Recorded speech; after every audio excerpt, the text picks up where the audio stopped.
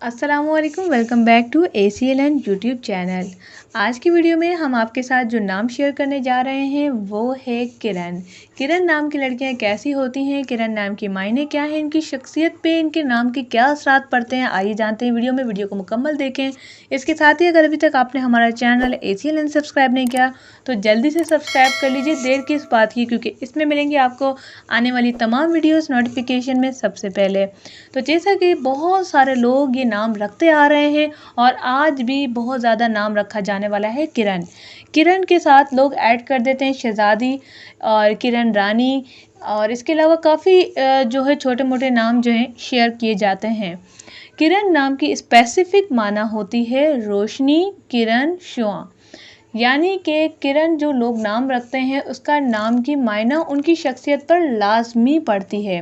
किरण नाम की लड़कियां बहुत ज़्यादा इंटेलिजेंट होती हैं, समझदार होती हैं और कामयाब होती हैं।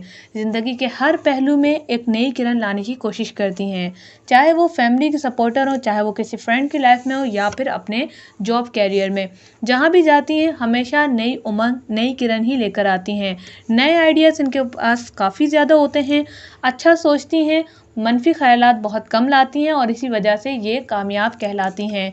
किरण नाम की लड़कियां पढ़ाई में बहुत ज़्यादा होशियार होती हैं और इसी तरह से अपने घर वालों को सपोर्ट करती हैं, अपनी छोटी बहनों को बहुत ज़्यादा पढ़ाती हैं, क्योंकि किरण नाम की मतलब होती है रोशन और रोशन ख्यालात।